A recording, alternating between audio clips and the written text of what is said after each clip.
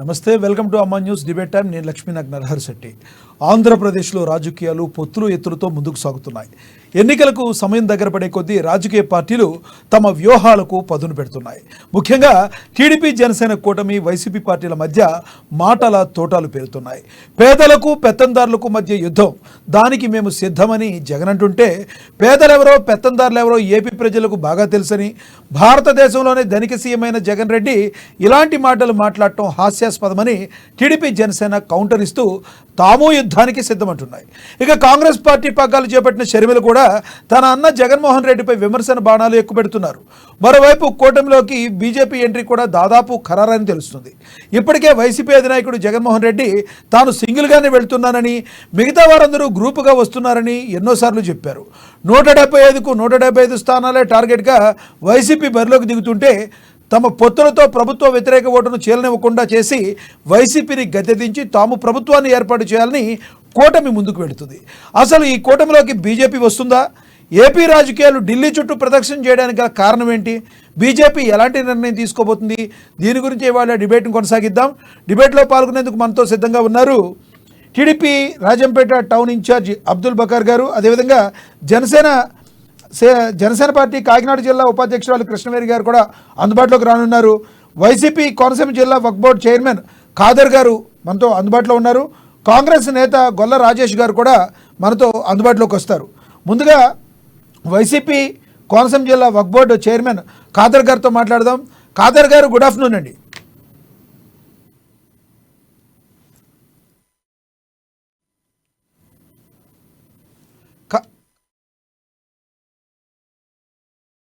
Okay, Congress party నేత గొల్ల రాజేష్ గారు కూడా వస్తారు. అదేవిధంగా కృష్ణవేణి గారు, జనసేన పార్టీ ఉపాధ్యక్షురాలు, ఆవిడ కూడా ఉన్నారు సిద్ధంగా. కృష్ణవేణి గారితో మాట్లాడదాం. కృష్ణవేణి గారు, గుడ్ ఆఫ్టర్నూన్ అండి. Good afternoon sir.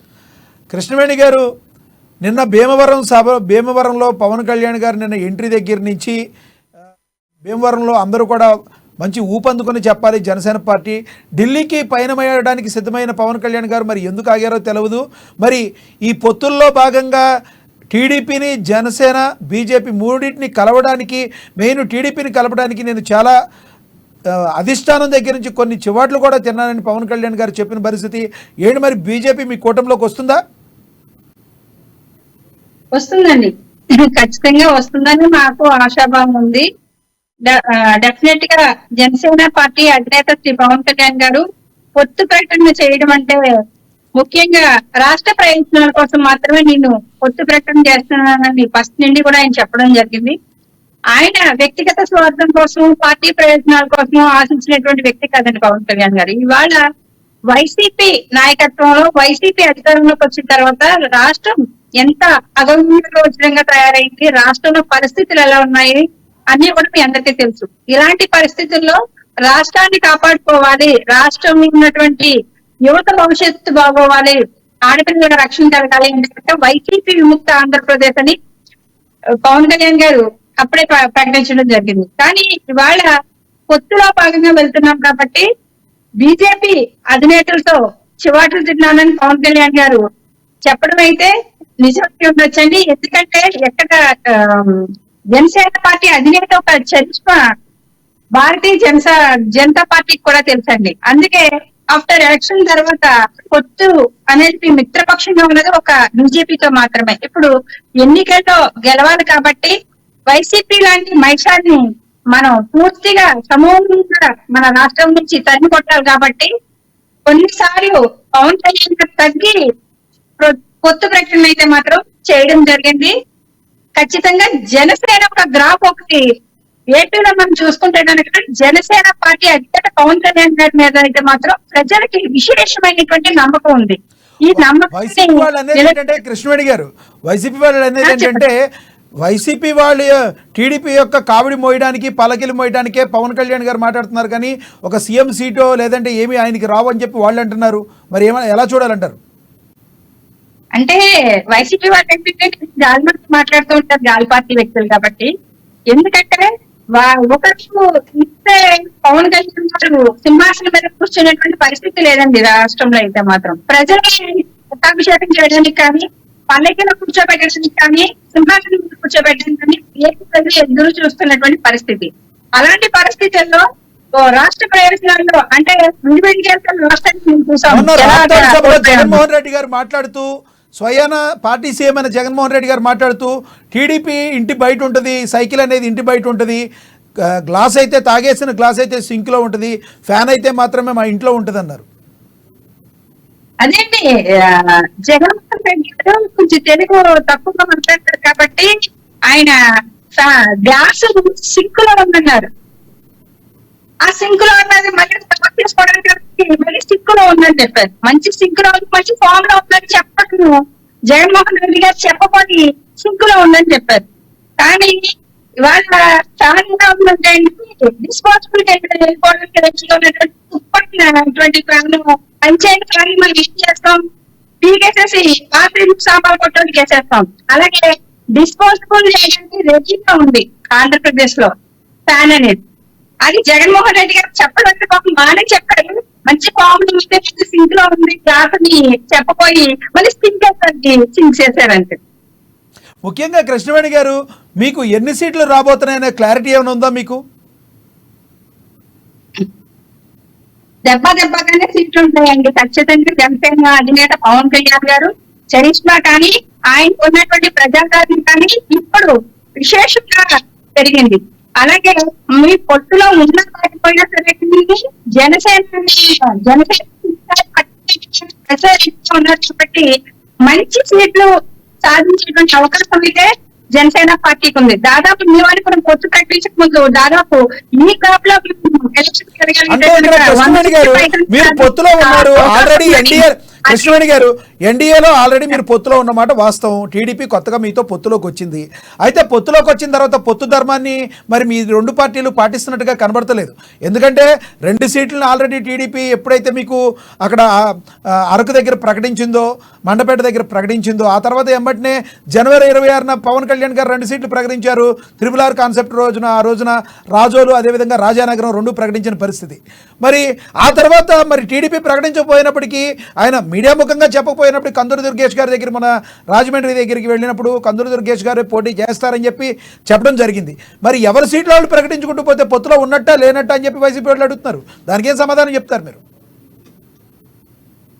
బహిరంగంగా పవన్ కళ్యాణ్ గారు ప్రకటించలేదండి సీట్ల విషయంలో అయితే మాత్రం. అంటే ఇంటర్నల్ గా జరిగినప్పుడు ఎవరు ఆశావాదులు ఉంటుందో వాళ్ళకైతే మాత్రం గుర్తించినటువంటి ప్రక్రియ కావచ్చు, వాళ్ళకి ఒక భరోసాని ఇచ్చేటువంటి నిర్ణయం కావచ్చు. అది జనసేన పార్టీ అధినేత పవన్ కళ్యాణ్ గారు, అది ఉమ్మడి గోదావరి జిల్లా వ్యాప్తంగా జనసేన పార్టీకి ఉన్నటువంటి గ్రాఫ్, అది ఒక జిల్లా అధ్యక్షుల సమక్షంలో మీటింగ్ జరిగినప్పుడు ఖచ్చితంగా అక్కడ చేస్తారండి. ఎందుకంటే కొన్ని చోట్ల మీరు చూడొచ్చు, టీడీపీ అభ్యర్థులు కూడా ఆశావాహకులు కూడా చాలా మంది మారిన సీట్లను ప్రశ్నలు పెట్టి చెప్పేటువంటి పరిస్థితులు మా ఇక్కడ ఉమ్మడి గోదావరిలో ఉన్నాయి.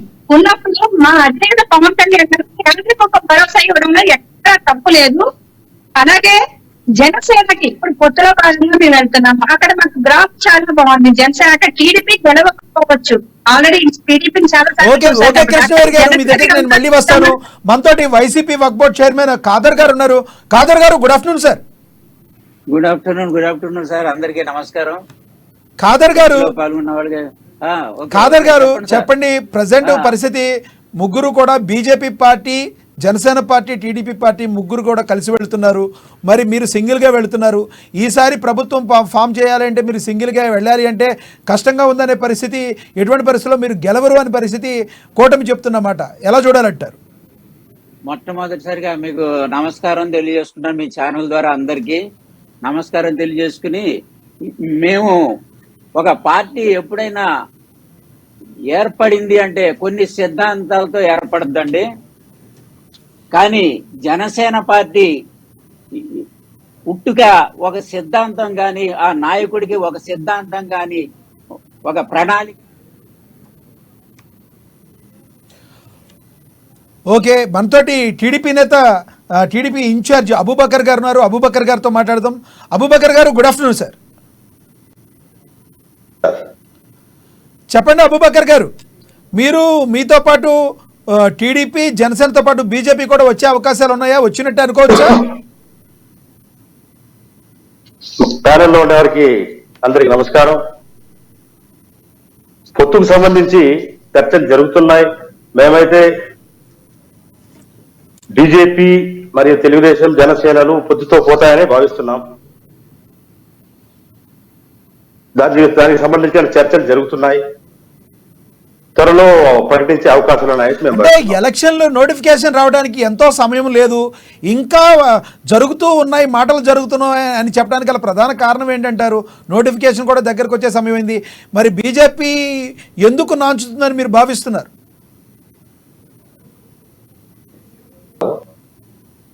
సార్ చెప్పండి సార్. బీజేపీ ఎందుకు నాంచుతుందని భావిస్తున్నారు? ఎలక్షన్ నోటిఫికేషన్ కూడా టైం దగ్గరకు వచ్చేసింది, ఇంకా మాట్లాడే స్టేజ్లోనే ఉంటే ఎప్పుడు మీరు కార్యకర్తలందరికీ కూడా దిశానిర్దేశం చేసే అవకాశం ఉంటుంది, నాయకులందరికీ కూడా దిశానిర్దేశం చేసే అవకాశం ఉంటుంది. టైం సరిపోతుందంటారా మీకు? వాస్తవంగా అయితే మీరు చెప్పినట్టు సమయం చాలా తక్కువ ఉంది. దీనికి పునరాం చేసుకుంటూనే పోతున్నారు. ఈ నెల ఆఖరికెల్లా ఒక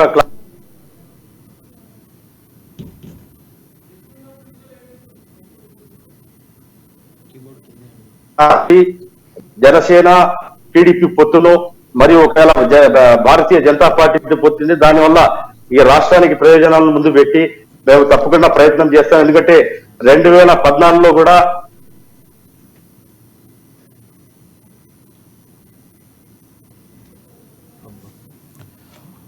ఓకే, ఖాదర్ గారు చెప్పండి సార్. ఖాదర్ గారు ప్లీజ్ కంటిన్యూ. ఏమండి సార్, వీరు ఎన్ని మాటలు కాదు, వీళ్ళు పొత్తులు అనైతిక పొత్తులు, అవసరాన్ని బట్టి పొత్తులు. మా నాయకుడు ఎప్పుడు 2014లో గాని 19లో గాని సింగిల్ గానే పోటీ చేశాడు మా నాయకుడు. 19లో ఈ హామీలు అమలు చేస్తానని నవరత్నాల రూపంలో వారు ఏమైతే ప్రవేశపెట్టారో 99% వారు అమలు చేసి చూపించారు. అనేక సంక్షేమ పథకాలు, కరోనా ఉన్న టైంలో కూడా సంక్షేమ పథకాలు ప్రతి ఇంటికి వెళ్ళి, అలాగే అప్పుడు అమలు చేస్తానంటేనే సుమారు 50% ఓటింగ్ షేర్ వస్తే, ఇప్పుడు అమలు చేసి చూపించిన మా నాయకుడి మాటలు విశ్వాసంలో తీసుకుని 60% ఓట్ షేర్ తో వీరు ఎన్ని అనైతిక పొత్తులు పెట్టుకున్నా, జనసేనతో పెట్టుకున్న ఖాదర్ గారు ఇక్కడ అందరికీ కూడా ఒకటి, అనైతిక పొత్తు అంటున్నారు. పొత్తుల్లో నైతికత అనైతికతగా ఎలా ఉంటుందండి? అంటే రాజశేఖర రెడ్డి గారు అంతకుముందు సమైక్య ఆంధ్రప్రదేశ్లో ఉన్నప్పుడు టీఆర్ఎస్ తో పొత్తు పెట్టుకున్నారు. రాజ్యాంగబద్ధంగా పొత్తులు పెట్టుకోవడం అనేది సహజం. ఎవరికైనా పొత్తు పెట్టుకుంటే అనైతికత అనుకుంటే ఎలా మరి? అంటే రాజశేఖర రెడ్డి గారు అంతకుముందు నైతికత పాటించలేదని మీరు అంటారా? రాజశేఖర రెడ్డి గారు నైతికత ఉన్న పార్టీలతోనే పెట్టుకున్నారు. ఇప్పుడు జనసేన స్థాపించి ఎన్ని సంవత్సరాలు అయింది? ఇప్పటి వరకు ఎన్ని స్థానాల్లో అతను పోటీ చేశారు? పోటీ చేసిన 2 స్థానాల్లో కూడా అతను ఓడిపోయారే. ఒక స్థానంలో నెగ్గి అతను కూడా పార్టీ మారిపోయి వచ్చేసారే. ఇంకా వీరికి నైతికత, ఒక సిద్ధాంతం పాడు వీళ్ళకి ఏమన్నా? కృష్ణవేణి గారు నేను స్ట్రైట్ గా క్వశ్చన్ వేస్తున్నాను, చెప్పమానండి. కృష్ణవేణి గారు, ఖాదర్ గారు అడుగుతున్నారు, మీ పార్టీకి నైతికత లేదు, నైతికత పొత్తులు పెట్టుకున్నారని అంటున్నారు. ఖాదర్ గారు ఏమంటారు? మాకు నైతికత ఉందో లేదో అది ప్రజలకు తెలుసండి.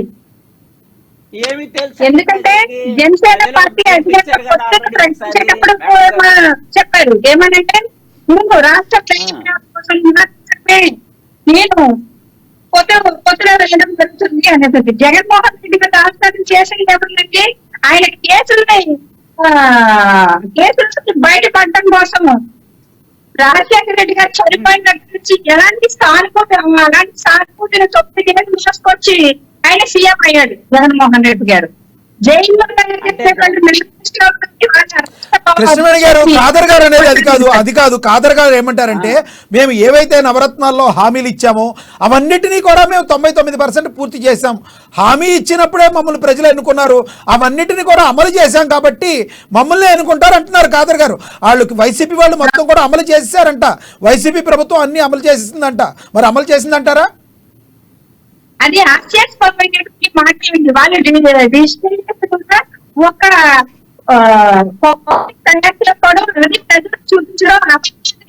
చూపించి మేము అభివృద్ధి పూర్తి చూసేస్తాము, అన్ని చేసేస్తాము అంటే రాష్ట్రంలో ఈ అబూబకర్ గారు మాట్లాడతారు, టీడీపీ నేత అబూబకర్ గారు. Please continue. సార్, నేను ఖాదర్ గారిని 2 ప్రశ్నలు ప్రశ్నించదలుచుకున్నాను. ప్లీజ్ అడగండి. Go head. నమస్తే ఖాదర్ బాషా గారు. మీరు అనైతిక పొత్తు గురించి మాట్లాడుతున్నారు. 2009 ఎన్నికల్లో ఎంఐఎం మరియు సిపిఎం టిఆర్ఎస్ లతో కాంగ్రెస్ పార్టీతో రాజశేఖర రెడ్డి గారు ఎలక్షన్ పోయారు. ఏ పార్టీ అనైతికమైనదో ప్రజలే తేల్చాలి కానీ మీకు తేల్చడానికి హక్కు లేదు. మరియు మీరు 100% మేము హామీలను అమలు చేశామని చెప్తున్నారు. 1985లో కీర్తి చేసిన నందమూరి తారక రామారావు గారు మైనారిటీ ఫైనాన్స్ కార్పొరేషన్ ద్వారా నిరుద్యోగులకు ఉపాధి కల్పన కోసం సబ్సిడీ లోన్స్ ఇచ్చేవారు. తదనంతరం వచ్చిన ప్రభుత్వాలన్నీ దాన్ని అమలు చేసే ఒక్క వైసీపీ ప్రభుత్వం తప్ప. మరి అలాగే మక్కా యాత్రికుల కోసం కడపలో 28 కోట్ల రూపాయల వ్యయంతో 13.5 ఎకరాల స్థలంలో హజ్ హౌస్ ని నిర్మించి గత తెలుగుదేశం పార్టీ ప్రభుత్వంలో నిర్మించడం జరిగింది. దాన్ని ఇంతవరకు ఈ వైఎస్ఆర్సీపీ ప్రభుత్వం ఎందుకు ఉపయోగంలోకి తీసుకురాలేదు? అక్కడ అసాంఘిక కార్యకలాపాలకు మరియు సంఘ విద్రోహ శక్తిగా మార్చిన పరిస్థితి. మరియు అలాగే నిరుపేద యువతలకు 40,000 మందిని 2004 నుంచి 2019 వరకు 40,000 మంది నిరుపేద యువతులు దాని ఏమంటారు దుల్హన్ స్కీమ్ ద్వారా లబ్ధి పొందారు. మరియు ఈ వైఎస్ఆర్సీపీ ప్రభుత్వంలో 4 సంవత్సరాల తర్వాత ముఖ్యమంత్రి జగన్మోహన్ రెడ్డి గారు మేము దుల్హన్ పథకాన్ని అమలు చేయబోతున్నాం, 1,00,000 రూపాయలు ఇవ్వబోతున్నాం అని చెప్పి ఆర్భాటంగా ప్రచారం చేసి 10వ తరగతి నిబంధనలు పెట్టి ఎంతో మందిని దాన్ని ఎగరగొట్టే ప్రయత్నం చేశారు. ఇది న్యాయమంటారా చెప్పండి. మరి అలాగే ముస్లిం విద్యార్థులకు 15 లక్షల రూపాయల వ్యయంతో విదేశీ విద్యను అందించింది గత తెలుగుదేశం పార్టీ ప్రభుత్వం. ఈ ప్రభుత్వం వైఎస్ఆర్సీపీ ప్రభుత్వం వచ్చిన తర్వాత దాన్ని పూర్తి స్థాయిలో రద్దు చేయడం జరిగింది. మరి అలాగే మైనారిటీ ఫైనాన్స్ కార్పొరేషన్ ద్వారా ఏ ఒక్క రూపాయి కూడా లోన్ రాని పరిస్థితి. దీని గురించి మీరు సమాధానం చెప్పండి ఖాదర్ గారు. ఖాదర్ గారు రియాక్ట్ అవుతారు సార్. ఖాదర్ గారు ప్లీజ్ రెస్పాండ్.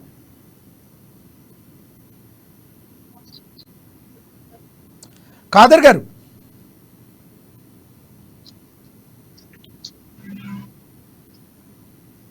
సబ్సిడీ లోన్లు 2కి 3కి వచ్చాయి. అంటే 3కి 3 లక్షలు. ఇప్పుడు అదే ముస్లింస్ ఒక 40 సంసారాలు ఉంటే 40 మందికి అమ్మఒడి పడుతుంది, 40 మందికి ఆసరా పడుతుంది, 40 మందికి చేయూత పడుతుంది, 40 మందికి ఆరోగ్యశ్రీ వస్తుంది. ఈ విధంగా అప్పుడు 1,00,000 రూపాయలు ప్రతి ఈచ్ ముస్లిం యువతి లబ్ధి పొందుతుంటే ఈవేళ 3,50,000 4,50,000 సబ్సిడీ పొందుతున్నారు. అది మా గవర్నమెంట్ యొక్క మా నాయకుడి యొక్క కమిట్మెంట్. మీరు అర్థం చేసుకోవాలి. ముస్లింస్ కి మేము 10,000 చేసాం, ఇమాములకి, అలాగే మౌజన్లకి 5,000 చేసాం. మేము చెప్పినవన్నీ చేస్తున్నాం, చేసి చూపెడతాం. ఖాదర్ బాషా గారు తీశారు, ఇది చెప్పండి సార్. ఖాదర్ బాషా గారు, మీరు 99% చేశామని చెప్తున్నారు. ప్రజలందరూ కూడా చూస్తున్నారు. ఏపీ తెలంగాణ ప్రజలందరూ కూడా, సమైక్యాంధ్రలో ఉన్న ప్రజలందరూ కూడా చూస్తున్నారు. మీరు సిపిఎస్ విధానాన్ని రద్దు చేస్తున్నారు, రద్దు చేయలేదు. అదేవిధంగా మద్యపాన నిషేధం చేస్తానన్నారు, మద్యపానాన్ని నిషేధం చేశారా? అంచెల వారీగా నిషేధం చేస్తాము, నిషేధం చేసిన తర్వాతే నేను ఓట్లు అడుగుతాకి వెళ్తా అన్నారు. మరి ఎక్కడి వరకు నిషేధం చేశారు? బెల్ట్ షాపులు అలాగే ఉన్నాయి. 4 సంవత్సరాల నుంచి మీరు మద్యపానాన్ని కంటిన్యూ చేస్తూనే ఉన్నారు. ఉద్యోగాలు డిఎస్సి నోటిఫికేషన్ విడుదల చేస్తున్నారు. 4.5 సంవత్సరాల తర్వాత ఇప్పుడు నోటిఫికేషన్ విడుదల చేయడంలో మీ అంతరార్థం ఏంటి? అంతకుముందు ప్రతిపక్ష పార్టీలో ఉన్న జగన్మోహన్ రెడ్డి గారు ఎన్నికల ముందు రిలీజ్ చేస్తే నోటిఫికేషను అది ఎన్నికల స్టంట్గా చూడాలన్న మాట్లాడిన మాటను మరి ఈ రోజున ఎలా రిలీజ్ చేస్తారు? ఎన్నికల ముందు డిఎస్సి నోటిఫికేషను మీరు చేసిన దానిలో ఇంపార్టెంట్ ఉద్యోగస్తులకి ఉద్యోగాలు రిలీజ్ చేస్తున్నారు. ఏమీ రిలీజ్ చేయకుండా, అభివృద్ధి ఏమీ చేయకుండా, మేము చెప్పిన నవరత్నాలు ఏవైతే ఉన్నాయో అన్ని అందరి ఖాతాల్లోకి వేస్తున్నాము. తద్వారా రాష్ట్రం డెవలప్ అయిపోతుందంటే ప్రజలందరూ నమ్ముతారా? ప్రజలందరూ సుఖ సంతోషాలతో ఉండాలంటే, అభివృద్ధి పదంలో ముందుకు వెళ్ళాలి అంటే మరి కంపల్సరీ మనకి కావాల్సింది అనేది రాష్ట్రం అభివృద్ధి, కానీ మరి ప్రజల అకౌంట్లో కదా అని చెప్పి ప్రజలు అడుగుతున్నారు. దీనికి మీరేం చెప్తారు? అందులో ముఖ్యంగా లాస్ట్గా ముఖ్యంగా క్యాపిటల్ సిటీ అనేది ఇంతవరకు లేదు. క్యాపిటల్ సిటీ ఎందుకు రాలేదంటే మీరు ఏం సమాధానం చెప్తారు? ఎన్నికలకు ఎలా వెళ్తారు సార్? సార్, మీకు అబూబకర్ గారికి నేను ఒకటే సమాధానం ఉమ్మడి జిల్లాలో స్వాతంత్రం వచ్చిన తర్వాత ఉమ్మడి రాష్ట్రంలో ఇప్పటి వరకు వేసిన ఉద్యోగాలు 4 లక్షలు అయితే సచివాలయ వ్యవస్థ ద్వారా తీసుకొచ్చి స్టాండర్డ్ పర్మనెంట్ ఉద్యోగాలు ఏది అయితే పర్మనెంట్ ఉద్యోగాలు 2,15,000 ఉద్యోగాలు వేసిన ఏకైక నాయకుడు మన దేశంలో కాదు భారతదేశంలోనే కాదు ప్రపంచ దేశంలో కూడా నెంబర్ 1 స్థానం జగన్మోహన్ రెడ్డి గారు, మా ప్రియతమ ముఖ్యమంత్రి జగన్మోహన్ రెడ్డి గారికి వస్తుంది. ముస్లింల పక్షపాతి అతను. ఈ విధంగా అతను చేస్తే వీళ్ళ ప్రతిపక్షాలు ఓర్చలేక కేవలం వారు చంద్రబాబు నాయుడు గారు ఇది చేశాను అని అతను పార్టీ స్థాపించిన దగ్గర నుంచి 2014 సంవత్సరాలు సీఎం గా ఒక్క పథకం నా పేటెంట్ అని చెప్పానని చూద్దాం, ఛాలెంజ్ చేస్తాను నేను. ఒక్క పథకం నేను ప్రవేశపెట్టాను, మేము చెప్పుకోగలుగుతాం. మా నాయకుడు మమ్మల్ని వెళ్ళి గౌరవంగా నేను చేశానంటేనే నాకు ఓటేయండి, నేను చేయలేదంటే నాకు ఓటేయకండి అని దమ్ము ధైర్యం ఉన్న నాయకుడు ఎవరైనా ఉన్నారా? వీళ్ళు అనైతిక పొత్తులతో వచ్చేస్తే జగన్మోహన్ రెడ్డి గారు నాయకులు ఎవరు ఉన్నారు? నాయకులు రమ్మనండి, ఛాలెంజ్ చేస్తున్నాం, రమ్మనండి, ప్రజల్లో రమ్మనండి. అబూబకర్ గారు భీమిలి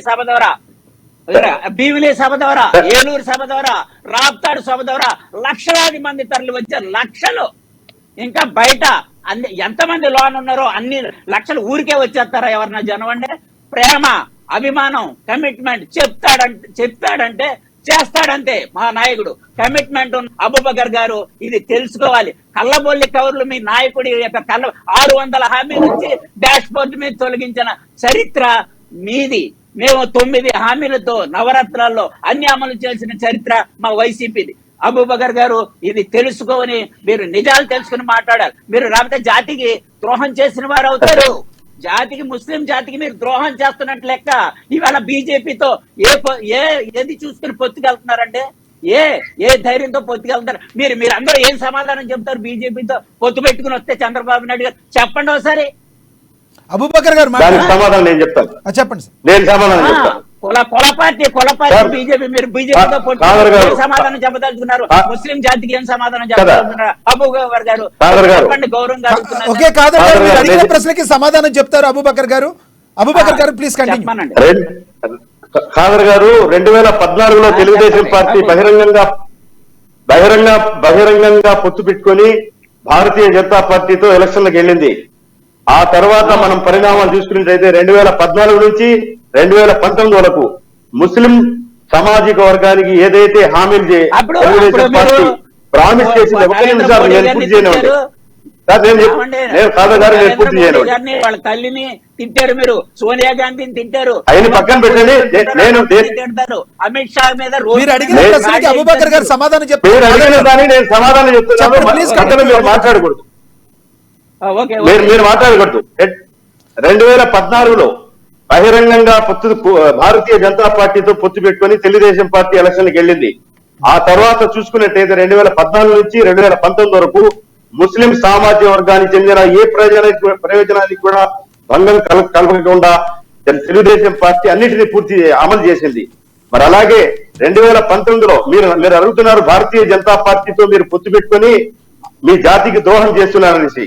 ఈ రోజు నేను మిమ్మల్ని డైరెక్ట్ గా క్వశ్చన్ అడుగుతున్నాను. 2019లో అనైతిక పొత్తు మీరు పెట్టుకున్నారు భారతీయ జనతా పార్టీతో.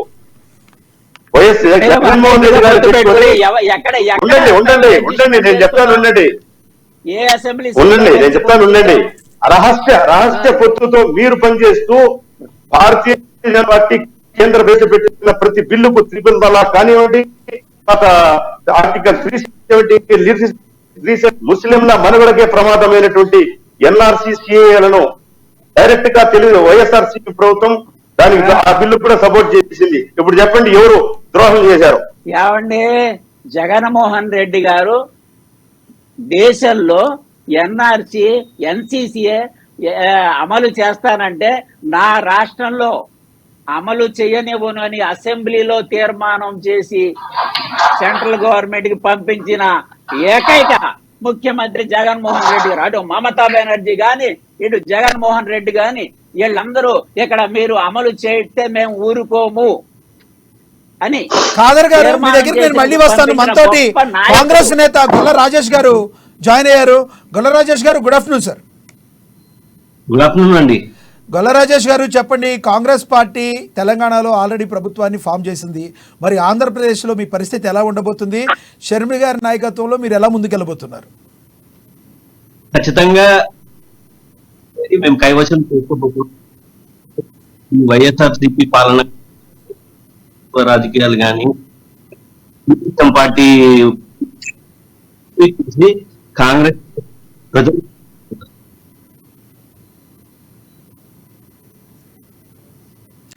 ఓకే, మీకు కొంచెం టెక్నికల్ ఇష్యూ వచ్చినట్టుంది. ప్లీజ్ ఖాదర్ గారు, ప్లీజ్ కంటిన్యూ.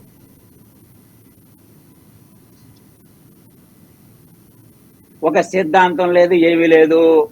అవసరం వస్తే కలిసిపోవడం, వాళ్ళని శుభ్రంగా తర్వాత తిట్టడం, యూటర్న్ తీసుకోవడం. చంద్రబాబు నాయుడు గారికి మొదటి నుంచి వెన్నులో పుట్టిన విద్య, వెన్నతో పుట్టిన విద్య ఇతనికి. ఇలా మాంగారికే వెన్ను పోటు పొడిచి అధికారంలోకి వచ్చిన నాయకుడు ప్రపంచంలో ఎవరన్నా ఉన్నారంటే ఆ ఒక్క చంద్రబాబు నాయుడు గారే.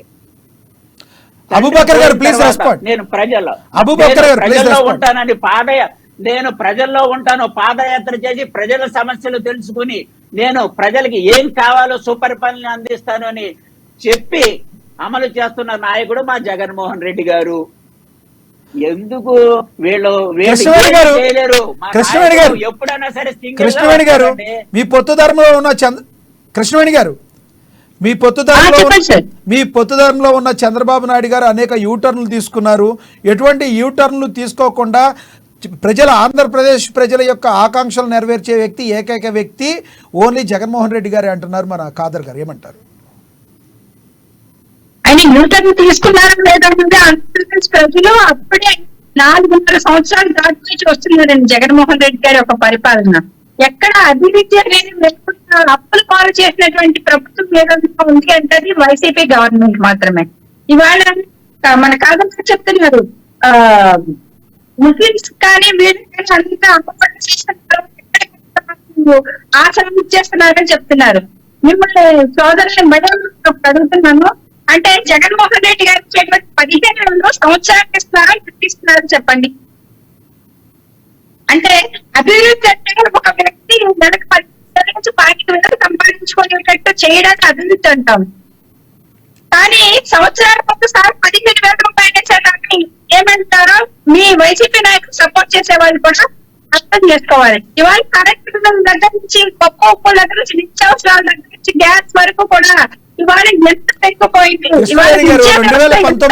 కృష్ణవేణి గారు, 2019 ఎలక్షన్ లో మీరు వెళ్ళినప్పుడు బీఎస్పీతో, సిపిఐతో, సిపిఎంతో వెళ్ళారు మీరు. మరి బేషరతుగా బీజేపీతో ఎందుకు పొత్తు పెట్టుకోవాల్సి వచ్చింది?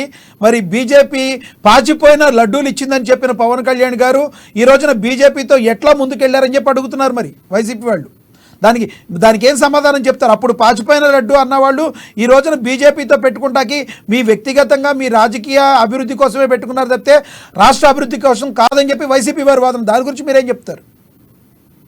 కాంగ్రెస్ పార్టీ అనేది వైఎస్ఆర్సీపీ పార్టీ, ఈ పార్టీ పుట్టడంలో ఎక్కడి నుంచి పుట్టింది? కాంగ్రెస్ పార్టీ నుంచి పుట్టింది. రాజశేఖర రెడ్డి ఏ పార్టీలో పనిచేశారు? కాంగ్రెస్ పార్టీలో పనిచేశారు. పనిచేసినటువంటి వ్యక్తి కాంగ్రెస్ పార్టీని ఎలా మలిసి వచ్చి జగన్మోహన్ రెడ్డి విడిగా పార్టీ పెట్టుకుని బీజేపీని ఎన్ని విమర్శలు చేశారు రాజశేఖర రెడ్డి గారు, రాజశేఖర రెడ్డి గారి బిడ్డ గాని. కానీ వచ్చి మొన్న ఎన్నిక బ్యాక్ నుంచి బీజేపీతో ముందుకెళ్తారో తెలుసు. అంటే రాజకీయాల్లో శాశ్వతమైనటువంటి శత్రువులు కానీ ఎక్కడ ఉండరు. ఖచ్చితంగా రాష్ట్ర ప్రయోజనాల కోసం నరేంద్ర మోడీ గారి యొక్క నాయకత్వం ఒక దేశానికి ఒక వెన్నెముక ఉంది కాబట్టి అలాంటి వ్యక్తి నాయకత్వంలో పవన్ కళ్యాణ్ గారి శక్తులంతా కూడా కలిసి వెళ్తే దేశం అభివృద్ధి చెందుతుంది, రాష్ట్రం అభివృద్ధి చెందుతుంది. జగన్మోహన్ రెడ్డి గారు తప్పండి పథకాల ద్వారా పవన్ కళ్యాణ్ గారు పొత్తులు పెట్టుకున్న, టీడీపీ పార్టీ పొత్తులు పెట్టుకున్న, బీజేపీ పొత్తు, 3 పార్టీలు కలిసి వెళ్ళినప్పటికీ కూడా అది ఆంధ్ర రాష్ట్రం యొక్క అభివృద్ధి కోసమే. మరి బీజేపీతో మీరు లోపాయికారిగా ఒప్పందం పెట్టుకుని ఈ రోజున బీజేపీతో మీరు పొత్తులో లేరని డైరెక్ట్గా మీరు మాట్లాడితే ఎలా? అంతకుముందు ఎన్నోసార్లు మీరు ఓటు వేసింది కూడా బీజేపీకి సపోర్ట్గానే కేంద్రంలో ఓటేశారని అబూబకర్ గారు కూడా మాట్లాడటం జరిగింది. ఏమంటారు దీన్ని మీరు? అంటే అంత బీజేపీతో మీరు పొత్తులో స్పెషల్గా లేకపోయినప్పటికీ కూడా బీజేపీ ఏ నిర్ణయం తీసుకున్నా ఆ నిర్ణయానికి కట్టుబడి ఉన్న జగన్మోహన్ రెడ్డి గారు బీజేపీతో పొత్తు ఉన్నట్టే కదా. దీని గురించి చెప్పండి. లేదు లేదు లేదు మేడం గారు కానీ అబూబకర్ గారు నేను ఒకటే మాట చెప్తున్నానండి. ఏ విశాల భారతదేశానికి ప్రయోజనపడే ఏ అంశాన్నైనా మా నాయకుడు సపోర్ట్ చేస్తాం. అదే మేము ఎన్ఆర్సీ మేము ఒప్పుకోలేదు కదండి. భారతదేశానికి ఏమైతే ఉపయోగపడతాయో ఆ బిల్లుల విషయంలో సపోర్ట్ చేసాం. వాళ్ళు భారతదేశానికి ఉపయోగపడే దాని గురించి పొత్తులు అంటున్నారే, మేము పొత్తులు పెట్టుకోలేదు, జిత్తులు చేయట్లేదు, ఏమీ చేయట్లేదు. మేము విశాల భారతదేశానికి ఏం అవసరమో ఆ విషయంలో కేంద్ర ప్రభుత్వానికి సఖ్యతగా ఉండి మాకు రావాల్సిన నిధులు మేము మంచితనంగా తెచ్చుకుంటున్నాం తప్ప అమిత్ షా గారి మీద రాళ్ళేసి మోడీ గారి తల్లిని తిట్టి మేమేమి కజ్యం పెట్టుకోవట్లేదు. కేంద్ర గవర్నమెంట్ సఖ్యతగా ఉన్నాం. ఎక్కడన్నా ఒక నియోజకవర్గంలో పొత్తు పెట్టుకున్నామా చెప్పండి?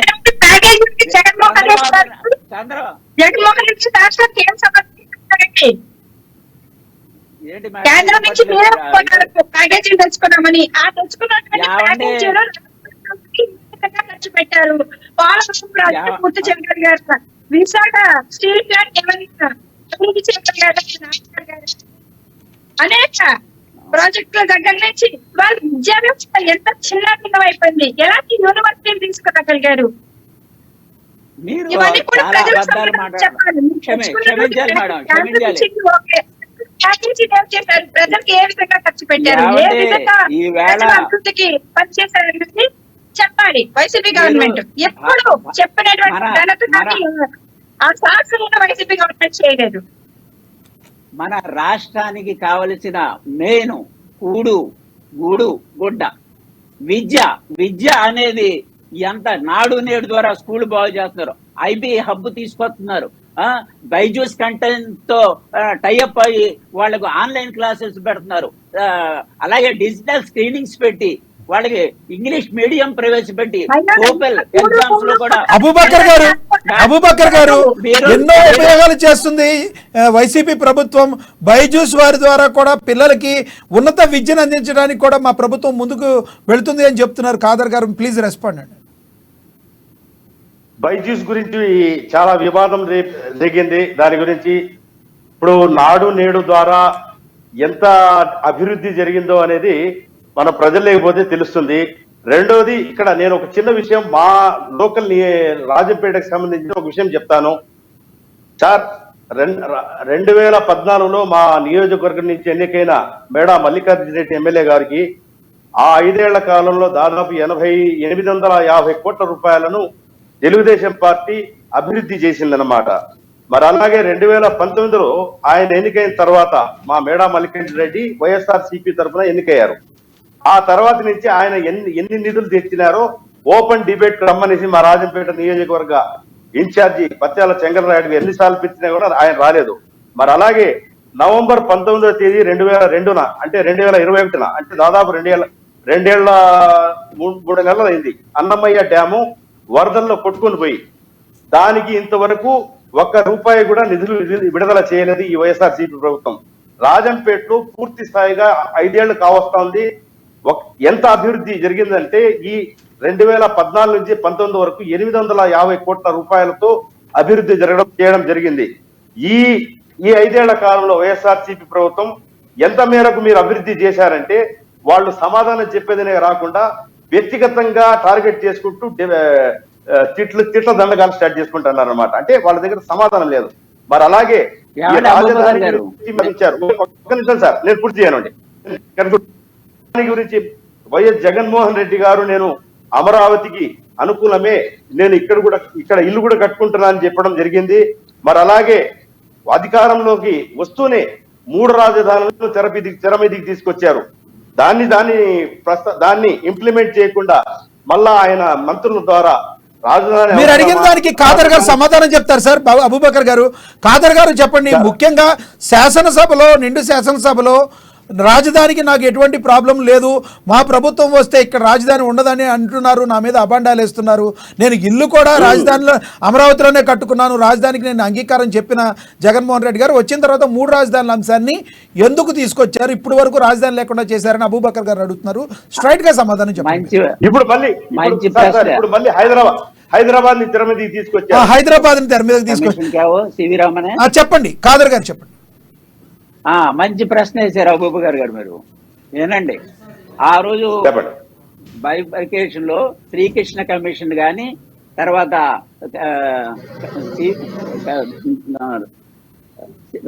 కృష్ణమేన్ కమిషన్ గాని ఏమని చెప్పినాయి ఆ రోజు?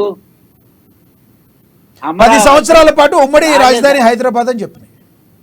ఉమ్మడి రాజధాని హైదరాబాద్. తర్వాత ఈ సాయిల్ మంచిది కాదు, ఇది రైతులు 4 పండించుకునే బంగారు లాంటి భూమి, మీరు ఇక్కడ రాజధాని పెట్టొద్దు అని అన్ని కమిషన్లు చెప్పిన చంద్రబాబు నాయుడు గారు ఆ మాట పెడచెవిన పెట్టి తన స్వార్థం కోసం, తన సామాజిక వర్గం స్వార్థం కోసం, తన అనుయాయుల స్వార్థం కోసం టెంపరీ రాజధాని కట్టారు. ఏ ఒక్క బిల్డింగ్ మీరు పర్మనెంట్ బిల్డింగ్ చూపించమని చూద్దారే, రండి పబ్లిక్ గానే మేము వస్తాం, మీరు రండి, ఒక్క బిల్డింగ్ అయినా మీరు పర్మనెంట్ బిల్డింగ్ చూపించండి.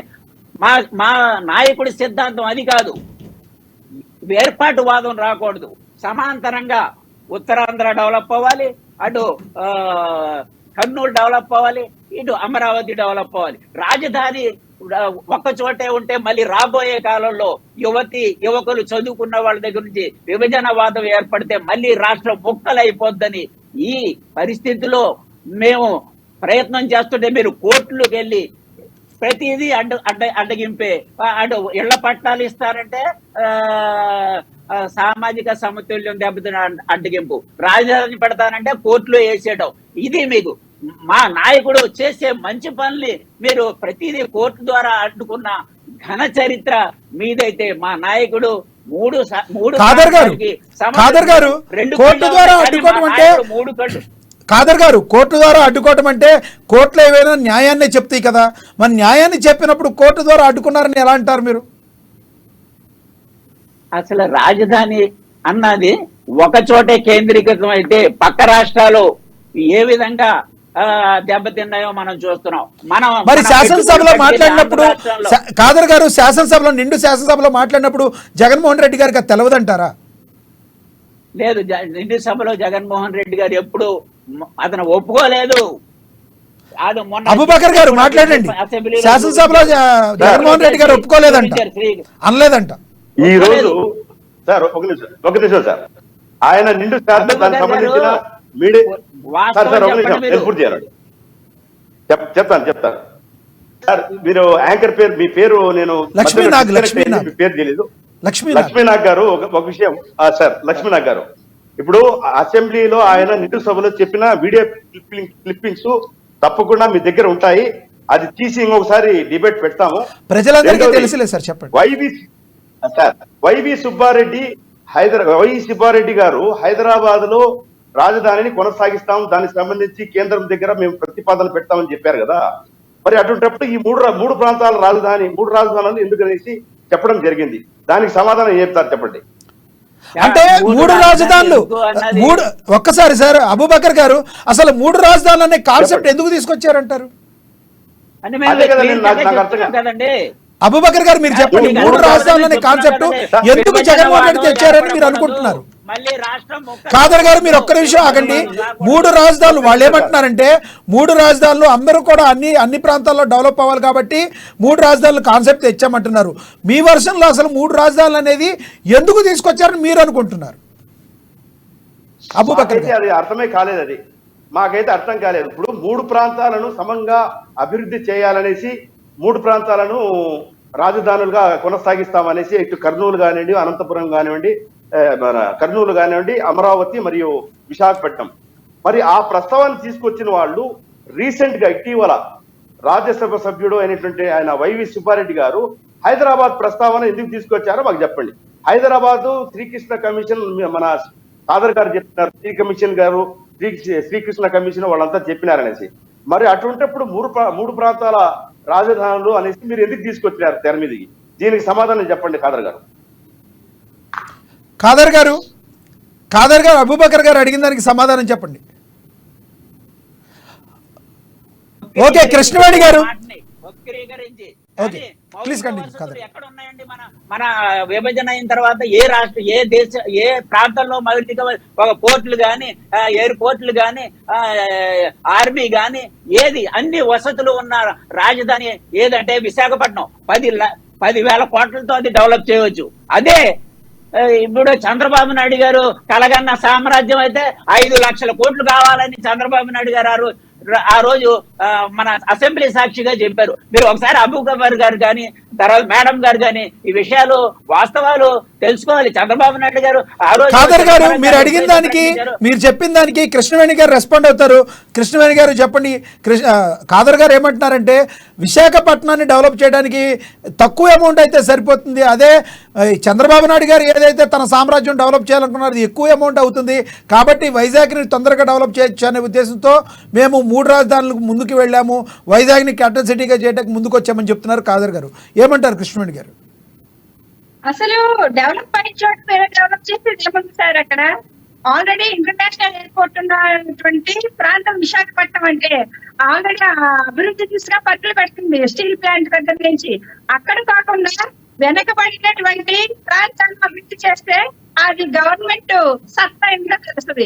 3 రాజధానులు ప్రకటన చేయడం వల్ల ప్రజలకు ఎక్కడ అభివృద్ధి లేదండి. 3 రాజధానుల్లో ఉన్నటువంటి వైసీపీ నాయకులు బాగుపడ్డారు తప్ప ప్రజలకి అభివృద్ధి అనేది మాత్రం శూన్యం. అంటే వీళ్ళ నాయకులు డెవలప్ అవడం కోసం మాత్రమే 3 ప్రకటన. జిల్లా ఎయిర్పోర్ట్ జగన్మోహన్ రెడ్డి గారు ఎక్కడికి అనేక అడ్డాకులు సృష్టిస్తున్నటువంటి వ్యక్తి జగన్మోహన్ రెడ్డి. ఇలాంటి వ్యక్తి జిల్లాకు ఎయిర్పోర్ట్ కట్టేస్తారంటే ప్రజలు ఇంకా నమ్మేటువంటి పరిస్థితి అయితే మాత్రం లేదు. కృష్ణవేణి గారు ఒకటైతే చెప్పండి, ఇప్పుడు 2024లో మీరైతే బీజేపీ, జనసేన, టీడీపీ 3 కలిసి వెళ్ళబోతున్నాయి. మీరు వెళ్ళడం, 3 కలిసి వెళ్ళడం ద్వారా ఏమి ఆంధ్రప్రదేశ్కి మీరు మంచి చేయగలరు? అది మీరు ఏం చెప్పగలరు? ఖచ్చితంగా అండి, 3 కలిసి వెళ్ళడం వల్ల ఇక్కడ పవన్ కళ్యాణ్ గారు క్యాండిడేట్స్ కూడా చాలా ప్రాతినిధ్యం వహించేటువంటి అవకాశాలు. ఇంకొకటి, బీజేపీ మీతో వస్తున్నట్టేనా, కన్ఫర్మ్ అయినట్టేనా, ఇంకా ఏమన్నా అక్కడ ఇంకా పొత్తు పొడిచినట్లేనా, పొత్తు పడవనట్లా? మీ దగ్గర ఉన్న క్లారిటీ ఉందా? బీజేపీ మీతో వస్తున్నట్ట రానట్ట? ఇంకా ఎందుకంటే ఇంకా బీజేపీ అఫీషియల్ గా ఏది అనౌన్స్ చేయలేదు కాబట్టి మన ఈ రోజు కాన్సెప్ట్ కూడా అదే, ఏంటంటే పొత్తు పొడిచిందా లేదా? పవన్ కళ్యాణ్ గారికి ఒక క్లారిటీ ఉంది, అలాగే నరేంద్ర మోడీ గారికి, అమిత్ షా గారికి కానీ ఒక క్లారిటీ ఉంది. పవన్ కళ్యాణ్ గారి ఒక మాట మీద కానీ, పవన్ కళ్యాణ్ విజన్ మీద కానీ కేంద్రానికి అపారమైనటువంటి నమ్మకం ఉంది. ఆ నమ్మకం దిశగానే ఖచ్చితంగా మేము మిత్రపక్షంలోనే బీజేపీలో ఉన్నాం కాబట్టి ఖచ్చితంగా పవన్ కళ్యాణ్ గారి మాటను కూడా కేంద్ర ప్రభుత్వం గౌరవిస్తుందనే మేము అనుకుంటున్నాము. ఖచ్చితంగా రాష్ట్రానికి చేయవలసినటువంటి అభివృద్ధి అయితే మాత్రం మాటల్లో చెప్పమండి. పవన్ కళ్యాణ్ గారి నాయకత్వం కావచ్చు, టీడీపీ, జనసేన పొత్తులో భాగంగా ప్రభుత్వం ఏర్పడితే కనుక ఖచ్చితంగా అభివృద్ధి అనేది ప్రజలు చూస్తారు. ఖచ్చితంగా మేము గాలి పార్టీలుగా 3 రాజధానులు చెప్పి మళ్ళీ పాత అంటే కృష్ణవేణి గారు, ఇప్పుడు ఎప్పుడైతే బీజేపీ పార్టీ మీతో మిత్రపక్షంగా వచ్చిందో ఆంధ్రప్రదేశ్కి ఇవ్వాల్సిన ఏవైతే ఉందో ప్రత్యేక హోదా గురించి అడగాల్సి వస్తుంది. మరి ప్రత్యేక ప్యాకేజ్ తెస్తారా, ప్రత్యేక హోదా తెస్తారా, లేదంటే పోలవరాన్ని ఎప్పుడులోగా కంప్లీట్ చేస్తారు? తర్వాత అదేవిధంగా ఇంతవరకు ఏవైతే అభివృద్ధికి కారణంగా అభివృద్ధికి నోచుకొని ఆంధ్రప్రదేశ్ని ఏ రకంగా అభివృద్ధి చేస్తారు? వీటన్నిటికీ సమాధానం చెప్పి కదా బీజేపీ రావాల్సింది కూటమిలోకి. అదే సార్ చెప్పేది. ఎందుకంటే ఆల్రెడీ జగన్మోహన్ రెడ్డి ప్రత్యేక హోదా తీసుకొస్తానన్నాడు, పోలవరం ప్రాజెక్టు తీసుకొస్తానన్నాడు. ఇవన్నీ చెప్పడానికి కూడా ఎక్కడ ప్యాకేజ్ తీసుకొచ్చి దొడ్డుదారులు వాడుకున్నాడు జగన్మోహన్ రెడ్డి. ఇవాళ అదే ప్యాకేజ్ గురించి కేంద్ర ప్రభుత్వాన్ని ప్రశ్నించాల్సిన ఎవరు? YCP government. ఎక్కడన్నా దొడ్డుదారులు తెచ్చుకుని చేస్తారు తప్ప ఇవాళకి ఈ ఖర్చు పెట్టాము, కేంద్ర ప్రభుత్వం ఇంత ఇచ్చింది, మన ఆంధ్రప్రదేశ్ అభివృద్ధికి ఖర్చు పెట్టామన్న మాట వైసీపీ గవర్నమెంట్ నోటంటే రాలేదు. ఓకే కృష్ణవేణి గారు, మీ దగ్గర నేను మళ్ళీ వస్తాను. అబూబకర్ గారితో మాట్లాడదాం. అబూబకర్ గారు, టీడీపీ, జనసేన, బీజేపీ ఈ 3 పొత్తు ద్వారా ఆంధ్రప్రదేశ్కి ఎంతవరకు లాభం ఉంది? బీజేపీ కంప్లీట్గా పొత్తులోకి వచ్చినట్టేనా ఇంకా రానట్లా? దీనికి సమాధానం చెప్పండి. దానికి బీజేపీ తెలుగుదేశం పార్టీ పొత్తులోకి వచ్చే ఛాన్సెస్ తొందరలో ఈ పార్లమెంట్ సమావేశాలతో ఈ నెల ఆఖరిలోగా తేలిపోతుంది. తప్పకుండా పొత్తుతోనే మేము వెళ్తామనేసి మేము భావిస్తున్నాం. తర్వాత రాష్ట్ర ప్రయోజనాల దృష్ట్యా భారతీయ జనతా పార్టీతో తెలుగుదేశం పార్టీ కానివ్వండి, జనసేన కానివ్వండి పొత్తు పెట్టుకోవడం జరుగుతుంది. రాష్ట్ర ప్రయోజనాలను ఆశించి ఇది పొత్తుతో మేము ముందుకు పోతున్నాం. తర్వాత గౌరవ కృష్ణవేణి గారు చెప్పినట్టు మేము తప్పకుండా ఈ జనసేన తెలుగుదేశం పార్టీ కూటమి తప్పకుండా అధికారంలోకి వస్తాం. మీరేమో ఇలా చెప్తున్నారు, మీరు అబూబకర్ గారు మీరేమో ఇలా చెప్తున్నారు, మీరు మిత్రబంధంలో ఉన్నట్టు చెప్తున్నారు, కానీ ఎవరి సీట్లు వాళ్ళు ప్రకటించుకుంటూ మీరు ముందుకెళ్తున్నారు. మరి కార్యకర్తల్లో ఇంకా గందరగోళం నెలకొన్నట్టుగా ఉంది. టీడీపీ కార్యకర్తలు జనసేన కార్యకర్తలు కలిసి పనిచేసే అవకాశం కనిపిస్తుందా? గ్రౌండ్ రియాలిటీ నిజంగా అలా ఉందా? వాస్తవానికి అయితే మీరు చెప్పినట్టు కొన్ని సమస్యలు ఉన్నాయి. అవి తొందరలో సమస్య పోతాయి. మేమంతా జనసేన తెలుగుదేశం పార్టీ కలిసి మిత్రపక్షంగా మేము పూర్తి స్థాయిలో గ్రౌండ్ వర్క్ చేస్తాం. తప్పకుండా అధికారంలో తెచ్చేదని మేము కృషి చేస్తాం. ఖాదర్ గారు మేము ఎటువంటి పరిస్థితుల్లో కలిసే వెళ్తాము. బీజేపీ జనసేన టీడీపీ 3 కలిసే వెళతామని, తద్వారా జగన్మోహన్ రెడ్డి గారిని గద్దెదిప్పి ఆంధ్రప్రదేశ్ రాష్ట్రాన్ని ముందుకు అభ్యున్నతికి తోడ్పడతామని చెప్తున్నారు జనసేన మరియు టీడీపీ నేతలు. దాని గురించి మీరు రెస్పాండ్ కండి. ఓకే, ఇప్పుడు నేను చెప్పేది ఒకటే మాట. మేము వాళ్ళు పొత్తులు పెట్టుకోవాల్సిన అవసరం ఏమొచ్చింది? ఎప్పుడు పొత్తుల గురించే వెంపర్లాడుతున్నారు. ఎందుకు? సింగిల్ గా వెళ్తే ఎవరు గెలవలేము అని. ఇక్కడ ప్రజలందరికీ ఒకటి సార్, మీరు మాట్లాడేదాన్ని మీరు అభివృద్ధి గురించి మాట్లాడగారు, కానీ ఎదుటి వాళ్ళు పొత్తులు పెట్టుకున్నారో లేదా రాజ్యాంగ బద్ధంలో ఉంది కదా సార్. పొత్తులు పెట్టుకోవడం ఏమి తప్పు కాదు కదా. వాళ్ళెందుకు పొత్తులు పెట్టుకున్నారని వాళ్ళ పార్టీలు చూసుకుంటే కానీ మీ పార్టీకి ఎందుకు? ప్రజల్లో నుంచి కూడా ఈ క్వశ్చనే రేజ్ అవుతుంది. ఖాదర్ గారు మీరేం చేశారు, మీరేం చేయలేకపోయారు, దీని గురించి మాట్లాడే కానీ వాళ్ళు పొత్తుల్లో ఎందుకు వెళ్ళాలనే ప్రశ్న మీ పార్టీకి ఎందుకని అడుగుతున్నారు అందరూ. అంటే వాళ్ళు పొత్తుల్లో వెళితే మీరు ఓడిపోతారా? వాళ్ళు పొత్తులు పెట్టుకుని వెళ్తే మీరు ఓడిపోతారని మీరు ఫిక్స్ అయ్యారా? మీరు ఓటమి తీసుకుని వెళ్ళబోతున్నారు? లేదు, భయపడుతున్నారా? సింహం ఎప్పుడు సింగిల్ గానే మరి సింగిల్ గా వెళుతున్నప్పుడు మీకు భయం లేనప్పుడు వాళ్ళ పొత్తులు అంటే మీకెందుకు సార్? అంటే వీళ్ళు అనైతిక పొత్తుల గురించి మాకు ఆవేదన. ఏంటి బాగా ఆవేదన చేయదలుచుకున్నారు వీళ్ళు? మన రాష్ట్రాన్ని వీళ్ళు ఏమి చేయదలుచుకున్నారు? ఏమి నాశనం చేయదలుచుకున్నారా వీళ్ళు? అనైతికతో మీరు చెప్పాల్సిన అవసరం లేదు. నెగ్గడం అన్నది నేను ఈవేళ చెప్తున్నాను. Why not 175? మేము 175కి 170 సీట్లు గెలవబోతున్నాం భారీ మెజార్టీతో. ఎందుకంటే మా నాయకుడు చేసిన సంక్షేమ పథకాలు గాని, రాష్ట్రాభివృద్ధి గాని 2,55,000 కోట్లు డైరెక్ట్ బెనిఫిషరీ అకౌంట్ లో, ప్రతి అకౌంట్ ఓపెన్ చేసి పాస్బుక్ స్టేట్మెంట్ తీసి చూసుకోమనండి. ప్రతి బెనిఫిషరీకి 2,55,000 కోట్లు డైరెక్ట్ గా బెనిఫిట్. ఏ జన్మభూమి కమిటీ లేవు, దళారులు లేరు, నేరుగా డైరెక్ట్ అయ్యగలిగాం. అదే మా నమ్మకం. తర్వాత నాడు నేడు స్కూల్ ద్వారా ట్రాన్స్పోర్ట్ విషయంలో కానీ, రోడ్ల విషయంలో 1,07,000 కోట్లు ఖర్చు, 3,50,000 కోట్లు మేము ఈ క్రైసిస్ లో కూడా, కరోనా లాంటి క్రైసిస్ లో కూడా ప్రతి సామాన్య మానవుడికి సంక్షేమ పథకాలు అందజేశాం. ఎప్పుడు సంక్షేమ పథకాలు ఆగలేదు. జీడిపి రేట్లో గాని, రాష్ట్ర అభివృద్ధి రేట్లో గాని, అలాగే ఏ విషయంలో గాని ఈజ్ ఆఫ్ డూయింగ్ ఖాదర్ గారు కంక్లూజన్ వర్డ్స్ గా చెప్పండి. ఖాదర్ గారు కంక్లూజన్ వర్డ్స్ గా చెప్పండి. జనసేన టీడీపీ బీజేపీ పొత్తు వలన మీకు ఏమైనా నష్టం జరగబోతుందా? మరి రానున్న రోజుల్లో 175కి 175 మీరే తీసుకుంటే మరి వాళ్ళందరికీ 0 వచ్చే అవకాశం ఉందా? ఏమంటారు? Please respond. సంక్షిప్తంగా చెప్పండి, సమయభావం తక్కువ. ఓకే చెప్పండి. అబూబకర్ గారు మీరు చెప్పండి, కంక్లూడింగ్ వర్డ్స్ చెప్పండి. బీజేపీ జనసేన టీడీపీ పొత్తు ద్వారా మీరు ఏం చెప్పబోతున్నారో కంక్లూజన్ ఇవ్వండి. అబూబకర్ గారు ప్లీజ్ రెస్పాండ్.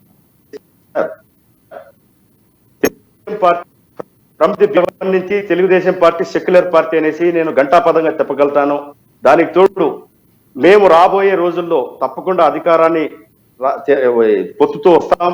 వచ్చి మేము అన్ని విధాలుగా రాష్ట్రాన్ని అభివృద్ధి తీసుకుపోదాం. తర్వాత మన ఖాదర్ గారు చెప్తున్నారు ఎంతవరకు సంక్షేమ పథకాలు అందాయనేసి.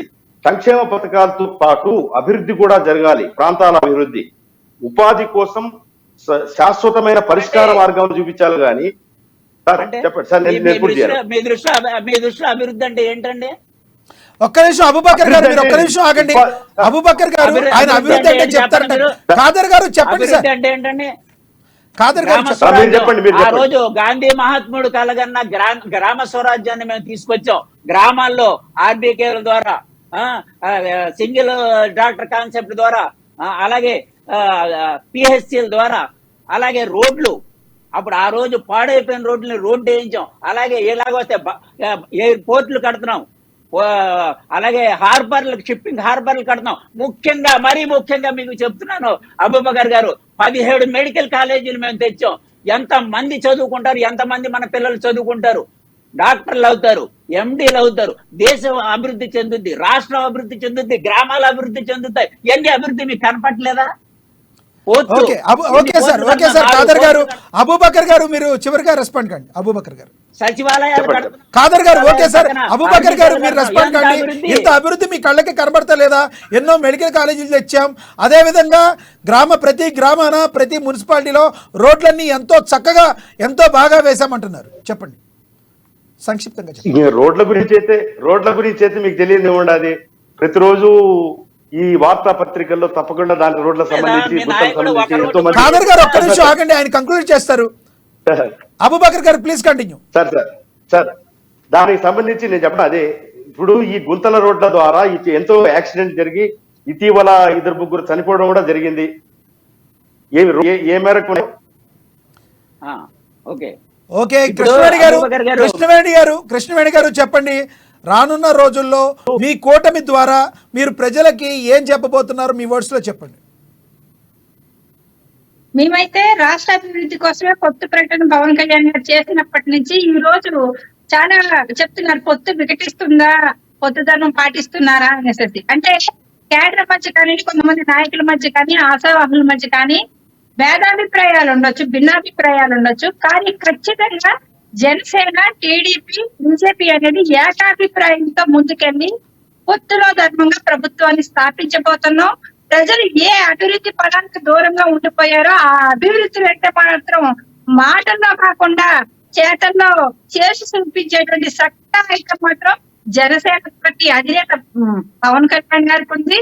వారికి సపోర్ట్ అందించేటువంటి బీజేపీ నాయకత్వానికి కూడా దేశాభివృద్ధి కోసం పనిచేసేటువంటి బీజేపీ పార్టీ రాష్ట్ర అభివృద్ధి కోసం కూడా పవన్ కళ్యాణ్ గారికి ఎప్పుడూ కూడా వెన్నుదన్నుగా నిలబడతాని మేము ఆకాంక్షిస్తున్నాం. అలాగే పొత్తు ధర్మాన్ని మేమైతే ఎలా పాటిస్తున్నామో అలాగే టీడీపీ శ్రేణులు కూడా పాటించాలి. అంటే ఇప్పుడు అధ్యక్షుల మధ్య ఏ అభిప్రాయాలు, ఏ ప్రధాభిప్రాయాలు, ఏ భిన్నాభిప్రాయాలు లేవండి. కానీ కొంతమంది ఆశావాహన సృష్టించేటువంటి గందరగోళంలో పొత్తు ధర్మం అనే దాన్ని సమన్వయం చేస్తాం. ఖచ్చితంగా ఈరోజు మా సమన్వయ కమిటీ కూడా కృష్ణవేణి గారు డిబేట్ లో పాల్గొన్నందుకు, అదేవిధంగా ఖాదర్ గారు, అదేవిధంగా అబూబకర్ గారు, అదేవిధంగా కాంగ్రెస్ పార్టీ నేత గొల్ల రాజేష్ గారు టెక్నికల్ ప్రాబ్లం రావడం వలన కొంచెం ఆయన ప్రాబ్లం వచ్చినట్టుంది. థ్యాంక్ యూ సో మచ్, ధన్యవాదాలండి చర్చలో పాల్గొన్నందుకు. ఆంధ్రప్రదేశ్ రాజకీయాలు అనేవి కూడా రానున్న రోజుల్లో ఎంతో హాట్గా మారుతున్నాయి. అసెంబ్లీ ఎన్నికలు, పార్లమెంటు ఎన్నికలు రెండు ఒకేసారి రానున్న ఆంధ్రప్రదేశ్లో ప్రతిరోజు కూడా ప్రతి గంట కూడా అనేక కీలక పరిణామాలు చోటు చేసుకుంటాయంటలో ఎటువంటి సందేహం లేదు. అయితే బీజేపీ, టీడీపీ, జనసేన పొత్తు అనివార్యంగా కనిపిస్తున్న వేళ సింగిల్గా వెళ్ళి 175కు 175 స్థానాలు మేము టార్గెట్గా చేసుకుని కొల్లగొడతామని వైసీపీ స్ట్రాంగ్గా భావిస్తుంటే, మరోపక్క ఎటువంటి పరిస్థితుల్లో వైసీపీ ప్రభుత్వాన్ని గద్దె దించి తమ కూటమి ప్రభుత్వాన్ని స్థాపిస్తుంది అని చెప్పి కూటమి చెప్పడం జరుగుతుంది. ఏం జరుగుతుందో తెలియాలంటే మరికొంతకాలంలో తెలిసిపోతుంది. చూస్తూనే ఉండండి అమ్మ న్యూస్. నమస్తే.